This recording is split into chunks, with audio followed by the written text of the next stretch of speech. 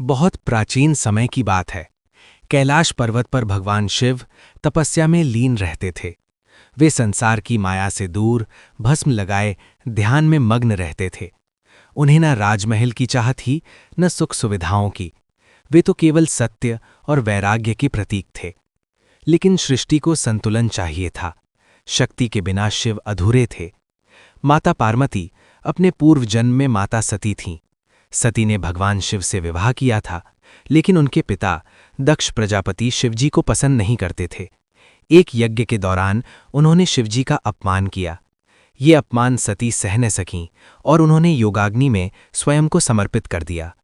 सती के वियोग में भगवान शिव अत्यंत दुखी हो गए। वे संसार से और भी विरक्त हो गए और गहन तपस्या में चले गए। माता सती ने राजा हिमवान और रानी मैना के घर माता पार्वती के रूप में जन्म लिया। बचपन से ही पार्वती के हृदय में भगवान शिव के प्रति गहरी भक्ति थी। वे जानती थी कि शिव ही उनके जीवन का उद्देश्य है।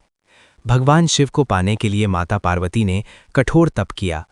उन्होंने वर्षों तक फल फूल त्याग दिए, ठंड, गर्मी और वर्षा सहन की, केवल भगवान शिव का ध्यान किया।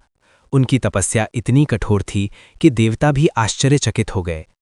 भगवान शिव ने पार्वती की भक्ति की परीक्षा लेने के लिए एक साधु का रूप धारण किया। उन्होंने पार्वती से कहा, तुम उस भस्मधारी शिव से विवाह क्यों करना चाहती हो? वे तो निर्धन और विरक्त हैं। माता पार्वती को ये सुनकर क्रोध आ गया। उन्होंने दृढ़ता से कहा, मेरे लिए शिव ही सर्वस्व है। मैं उनके बिना कुछ नहीं चाहती।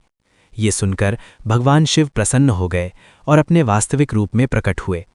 अंततः भगवान शिव ने माता पार्वती की तपस्या स्वीकार की और उनसे विवाह किया।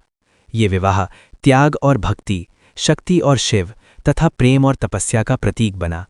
देवता, ऋषि मुनि सभी इस विवाह के साक्षी बने। कैलाश पर्वत आनंद से गूंज उठा। भगवान शिव और माता पार्वती हमें सिखाते हैं, सच्चा प्रेम धैर्य और समर्पण से मिलता है। भक्ति में शक्ति होती है। शिव और शक्ति एक दूसरे के बिना अधूरे हैं। आज भी माना जाता है कि जहाँ शिव है वहाँ शक्ति है, और जहाँ शक्ति है वहाँ सृष्टि चलती है। हर हर महादेव। जय माता पार्वती।